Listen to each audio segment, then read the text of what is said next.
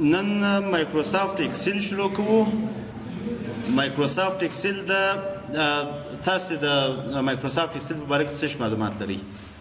څونه یې پیژنئ مایکروسافت اکسل؟ محاسبې لپاره بل لیستونه د دوه بل د حاضریانو لپاره حاضرین تقریبا یو لیست دی و بل د څه شي د ګراپو د جوړولو لپاره ښه بله مشکل ګراپونه ښه بل چارټونه هم جوړولی سو پکې کې ښه سمارټ چارټونه ورچولی سو ښه محاسبې لپاره ښه مایکروسافت اکسل د مایکروسافت افیس د جملې څخه یو اپلیکیشن دی اپلیکیشن پروګرام دی چې موږ کولی سو چې هم یې د ډیټابیس د جوړېدو لپاره استعمال کو. زه نه پوهېږم چې ما تاسو ته د ډیټابیس په اړه باندې تاسو مخکې مې درته ویلي وه که مې نه ورته ویلي. ډیټابیس یوازې دا ډیټابیس نه دی چې موږ یې په اکسل کې جوړوو. مثلا یو دکاندار ته که چیرې موږ ورسو هغه د خپل د دکان ټول حسابونه مثلا په چا پسې څو پاتې دي یا د چا څو راپسې راغلي دي دا په یو کتابچه کې یې شاید لیکلي او دا هم یو ډیټابیس دی. بل دکاندار ته که چیرې ورسې هغه شاید په ورډ ډاکومنټ کې لیکلي هغه هم یو ډیټابیس دی. ډیټابیس اصلا د معلوماتو د ذخیره کولو ځای ته ویل کېږي. صحیح دی؟ نو یوازې هغه دغه د اکسل کې موږ یوازې ډیټابیس نوس جوړولی یا یوازې په اکسس کې ډیټابیس نوس جوړولی. د کتابچه هم ډیټابیس ده ورډ ډاکومنټ کې هم ډیټابیس جوړولی سو په نوټ پیډ کې هم جوړولی سي ډیټابیس چې هر پروګرام ستاسو خوښ وي کولی سي چې ډیټابیس ځینې جوړ کړئ. مګر د ورډ ډیټابیس او د اکسل ډیټابیس بیا په ډیزاین کې فرق سره لري. کومې اسانتیاوې چې په اکسل ډیټابیس کې موجوده دي هغه شاید په ورډ ډیټابیس کې تاسو ونه لرئ یا کومې اسانتیاوې چې په اکسل ډیټابیس کې موجوده دي هغه شاید تاسو په نوټ پیډ کې ونه لرئ یا کومې اسانتیاوې چې بیا په مایکروسافت اکسس کې موجوده دي چې هغه اصلا د ډیټابیس لپاره جوړ دي هغه بیا شاید تاسو په اکسل کې ونه لرئ. نو اکسل پروګرام چې دی دا د مایکروسافت افیس د اپلیکیشنونو د جملې څخه یو اپلیکیشن دی چې موږ تاسو یې د ډیټابیس د جوړېدو لپاره استعمالوو د محاسبې لپاره استعمالوو د ډیټا منیجمنټ لپاره چې ډیټا سره کم سټور کړو د دې لپاره استعمالوو چارټونه پکې کې استعمالولی سو ګرافونه پکې کې استعمالولی سو او یا مثلا سخته محاسبه یا اسانه محاسبه د دې لپاره موږ تاسو د اکسل پروګرام څخه استفاده کوو. اکسل پروګرام چې دی کله چې موږ پر سٹارټ منیو باندې کلیک وکړو او راسو آل پروګرام ته په آل پروګرامز کې د مایکروسافت افیس د جملې څخه اکسس هم د مایکروسافت افیس د جملې څخه دی یو صحیح دی او اکسل دغه صاحب د ون نوټ دی ون ډرایو دی اوټلوک دی مثلا پاور پوینټ دی پبلیشر دی دا هم د مایکروسافت افیس د جملې څخه مختلف اپلیکیشنونه دي چې د مختلفو کارو لپاره استفاده کیږي. زموږ هدف نن د مایکروسافت اکسل پروګرام دی. مایکروسافت اکسل د پروګرام د خلاصولو لپاره اول د واره راځم و سٹارټ مینیو ته په سٹارټ مینیو باندې چې مې کلیک وکړئ په دې ځای کې مایکروسافت اکسل یا ساده اکسل 2014 نیمشتاري باندې که چیرې رایټ کلیک پر وکړم کولی شم چې هم یې سٹارټ مینیو ته راولم. سٹارټ مینیو څخه هدف دا دی یعنی هر ګړی چې زه غواړم چې مایکروسافت اکسل خلاص کړم نظر و دې ته چې زه آل پروګرام ته ځم بیا مایکروسافت اکسل سلیکټ کوم تر هغه دغه طریقه اسانه ده. کولی شم چې د دې لارې څخه خلاص کړم او یا هم رایټ کلیک پر وکړم پین ټو ټاسک بار یې کړم چې پر دې ساحه باندې راته ښکاره شي. صحیح دی؟ کله چې پر مایکروسافت اکسل باندې زه دلته کلیک وکړم دی مایکروسافت اکسل پروګرام راته خلاصوي. مایکروسافت اکسل پروګرام چې خلاص شو که چیرې متوجه اوسئ دلته زه د انټرنیټ سره اوس کنیکټ یم. صحیح دی؟ زما کمپیوټر د انټرنیټ سره کنیکټ دی. کله چې ستاسو کمپیوټر د انټرنیټ سره کنیکټ وي په هغه صورت کې دی تاسو ته په دغونې اندازه باندې ټمپلیټونه درکوي. مګر کله چې تاسو د انټرنیټ سره کنیکټ نه یاست بیا دغونې اندازه باندې ټمپلیټونه نه درکوي. محدود شاید 2 3 4 10 یا 14 دانې مثلا ټمپلیټونه درکوي. اوس کله چې مایکروسافت اکسل پروګرام خلاص کړئ د اکسل د پروګرام د خلاصېدلو سره ډایرکټ دغه ساحه هم راته خلاصېږي او دا ساحه هم راته خلاصېږي. دا موږ تاسو په ورډ کې هم ویلي دا ساحه چې ده دا ریسنټ د ریسنټ څخه هدف دا دی هغه اکسل پروګرام فایلونه چې تاسو یا نن کار پر کړی دي یا پرون کار پر کړی دي یا په تیر هفته کې یا په دا لنډ وخت کې تاسو پر اکسل فایلو باندې کار کړی دي کولای شئ چې هغه په دې ځای کې داسې یو لیست درته جوړوي هغه لیست څخه تاسو یو دانه مایکروسافټ فایل چې تاسو کار پر کړی دي سلیکټ یې کړئ او خلاص یې کړئ صحیح دی د دې څخه وروسته بله ساحه چې ده د اوپن ادر ورک بوکس اوپن ادر ورک بوکس څخه هدف دا دی که چیرې تاسو پر اکسل پروګرام باندې کار کړی وي مثلا پر اکسل یو فایل باندې کار کړی وي ډیټا مثلا د ځان سره ساتلی وي او هغه مثلا په یو بل ځای کې پروت وي پر هغه باندې کلیک کومه پر اوپن باندې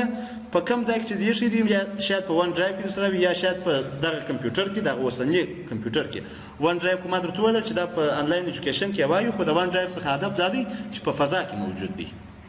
صحیح دی لکه د جیمیل لا ګوګل ډرایو چې موږ تاسو استعمالوو په هر ځای کې چې دی شي د هغه ځای څخه کولی شئ چې تاسو خپل هغه فایل خلاص کړئ او یا هم براوز کړئ دا کمپیوټر براوزوئ که دې پر ډیسکټاپ باندې هغه فایل ایښی و د ډیسکټاپ څخه دلته پکښې ګورئ هغه فایل پیدا کړئ اوس زه اکسل فایل نه لرم یا بیا شاید په ډي ډرایو کې به دې اکسل فایل ایښی په هغه ډرایو کې ګورئ پسې په هغه فایل پسې او هغه فایل مثلا خلاص پر دې ځای باندې کلیک کوئ مثلا په دې ځای کې پروت دی فقط هغه سلیکټ دلته خو اوس اکسل پروګرام نشته هغه سلیکټ او دلته اوپن پر کلیک کوئ دی تاسو ته هغه پروګرام خلاصوي بیرته که چیرې بک لاړ شمه دغه ساحه چې ده دا د ټمپلیټو په نوم باندې یادېږي دا چې دی دا بلانک ورک شیټ دی بلانک ورک بوک دی ورپسې ټیک اټور دا د مایکروسافټ اکسل لپاره تقریبا یو ریویو غوندې چې تاسو یو سفر چش پکښې کې دی یا په دغه اکسل پروګرام کې کم نوي کمانډونه اډ شوي دي هغه کولی شئ چې د دې ځای څخه پیدا کړئ که چیرې د هغه لاندې پسې راکښته شئ دغه مثلا پیور ټیبل ټوټوریل دی مثلا پرسنل منتلی بجټ دی د هغسې په ترتیب سره دا پری ډیفاین ټمپلیټونه دي شاید ستاسو په کار شي دا ټول ټمپلیټونه دا مخکې جوړ شوي دي شاید تاسو استفاده دا رقم ځینې وکړئ چې فقط ډیټا ته یې تغیر ورکړئ اعدادو ته یې مثلا تغیر ورکړئ نور دا د جوړښت ډول یې دا ټول دغه رقم تاسو غواړئ چې استعمال یې کړئ نو فقط یو ټمپلیټ پکښې سلیکټوئ هر ټمپلیټ چې مو خوښ وي هغه کولی شئ مثلا دا ټمپلیټ خوښوئ یا مثلا ګان پروجیکټ پلانر دی دا ټمپلیټ سلیکټوئ یا دا ټمپلیټ یا مثلا دا ټمپلیټ هر ټمپلیټ چې تاسو خوښ وي مثلا زه دغه ټمپلیټ سلیکټوم د دې ټمپلیټ څخه مثلا دا مخکې جوړ شوی دی په دې ټمپلیټ کې تاسو کولی شئ چې خپل عاید حساب کړئ انکم میاشتنی او خپل مصارف حساب کړئ مثلا اول عاید دی څو دی انکم وان چې دی مثلا نو د په دې ځای کې $2500 لیکلی دی مثال ورپسې ایکسټرا انکم د انکم وان ایکسټرا انکم څخه هدف څه شي دی ولې یو څوک وته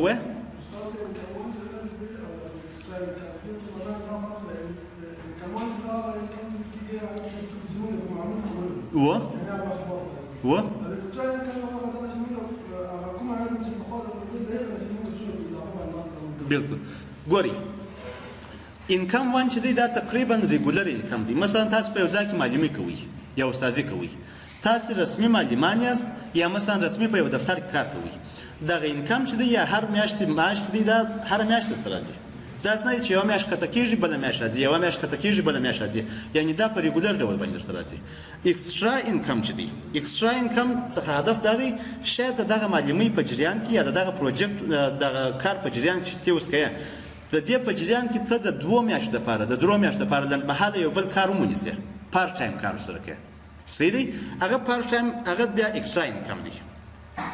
مثلا شاید یو گیم جوړ کړې شاید کمپیوټر ساینس والا یو سافټویر جوړ کړي شاید د اقتصاد پوهنځي والا مثلا په یو د یو دفتر لپاره مثلا د معاشاتو د ورکولو یو سیستم جوړ کړي مثلا دغه جلا انکم دی ایکسټرا چې مثلا د 3 میاشتو 2 میاشتو یا لنډمهاله انکم چې درته راځي د دې لپاره او دا ټوټل منتلی انکم دی اوس که چیرې ته په دې کې تغیر راولې مثلا دا دلته $2500 دي دا که چیرې ته مثلا $2000 کې $2000 کې او دا مثلا $500 کې دي دا مثلا $300 کې په دې ځای کې هم تغیر راځي $2300 خپل سره تغیر کېږي په دې خاطر باندې فارمولا پکې جوړه شوې ده صحیح دی ورپسې انکم 1 انکم 2 د دې څخه بیا هدف دا دی شاید ځینې کسان یې ولري ځینې کسان یې ونه لري مثلا یو څوک دی معلومي کوي د سهار د 8 بجو څخه 12 بجو پورې د رسمیات دی راولاړېږي د 1 بجې څخه 4 بجو پورې په یو بل مکتب کې معلومي کوي او یا په یو بل پونځي کې مثلا معلومي کوي دا غره لپاره مثلا دا دوهم انکم دی نو دا کولای شي چې کچیر څوک دوهم انکم نه لري هغه دی دا 0 0 کې دلته دا 0 شو دوهم انکم صحیح دی اوس ستاسو میاشتنی مصارف کم مصارف تاسو لري اول دا مثلا د ټلیفون د لپاره تاسو $50 جلا کړی دی مثال ته وایې چې وازه د ټلیفون د لپاره د میاشتې باید د $50 اضافه مصرف نه لرم یا $50 کوم مثلا دا $50 نه دا مثلا $10 کچیر تا $10 د ټلیفون د کارت لپاره جلا کړی وي او تر اولار سه مثلا په دې ځای کې د چیرې $8 مصرف کړی مثال دلته چې پر دې ځای باندې کلیک کوکه تا ته $2 پاتې سول او علامه زرغونه سول یعنی ته په خطر کې نه روان ریسک نه دی اخیستی پیسې دا باندې صحیح دی ورپسې د الکتریسيټي یا د برق د بیل لپاره تا مثلا $10 دی مثلا د میاشتې جلا کړی دي چې وازما مصارف چې دی هغه د میاشتې $10 دی تا ته مثلا بیل شاید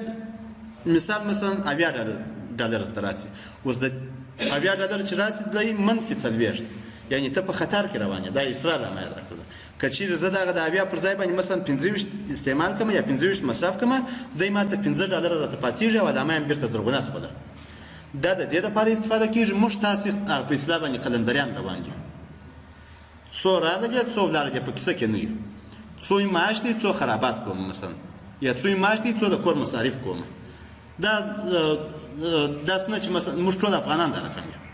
خو په نور ځایو کې د هر شي لپاره یو حساب موجود یو اصول ستا په هر ځای کې که چیرې څوک درس وایي یو اصول ستا که کار کې یو اصول ستا که مصارف کې یو اصول ستا نو دا تقریبا تا د اصولو د برابرېدو لپاره جوړوي دي یا د پر اصولو باندې نه په اصطلاح باندې د کور پر اصولو باندې یا د مصارفو پر اصولو باندې دی برابروي نو دغه ټول شان پکښې کې دي چې مثلا ګاز څو دی واټر څو دی مثلا کیبل څو دی کیبل د تلویزیوني شبکه د شیمه صحیح دی دا کم مصارف چې ته مصرفې دا مصارف ټول په دې ځای کې ستا کولای شي چې د هر یو لپاره مثلا ته په دې ځای کې یو رقم مصارف ولرې او په دې ځای کې مثلا څو څه مصرف شوي دي هغه مصارف ولري دا ټول د خپل کالکولیټي نو دا چې دی دا پری ډیفاینډ ټمپلیټونه دي چې په ایکسل کې موجود دي اوس که چیرې زه د انټرنیټ سره ځان د خپل کمپیوټر ډسکنیکټ کړم د ډسکنیکټ را بسم بیرته به ایکسل فایل به بند کړم بیرته راځم پر دغه باندې کلیک کوم دی بیا اوس اخته دی چې د دفتر انټرنیټ خلاص کی دا به ډسکنیکټ کوم راځم پر ایکسل فایل باندې کلیک کوم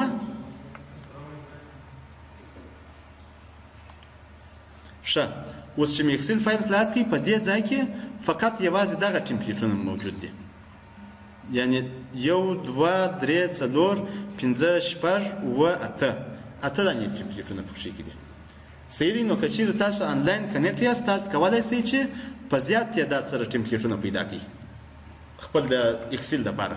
بیرته دا زه بندوم بیا به راسم دغه ایکسل فایل ته اوس دغه ټمپلیټونه خو پکښې کې دي دا تاسو آنلاین کنیکټ یاست ته نه غواړې چې د دې ټمپلیټو څخه استفاده وکړې ته غواړې چې د بزنس لپاره مثلا یو ټمپلیټ ستا په کار دی کاروبار لپاره د کاروبار لپاره مختلف ټمپلیټونه دی درکوي دا ټمپلیټونه دا د کاروبار مربوط دي صحیح دی په دغه اندازه باندې دغه ښکته ځي دا د کاروبار لپاره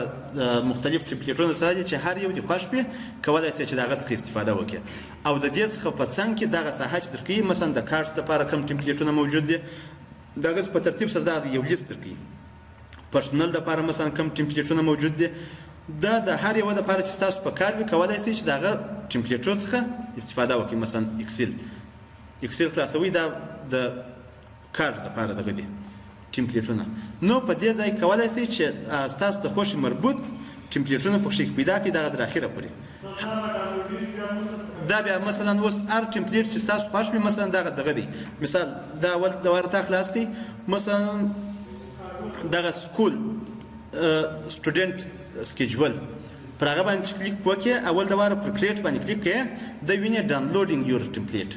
د اول ډاونلوډیږي د انټرنیټ څخه چې ډاونلوډ شو بیا وروسته د دې ټمپلیټ څخه استفاده کوي یعنی دا به ته د نیټ سره کنیکټ یې چې بیا د تا دغه رقم ټمپلیټ درکوي صحیح دی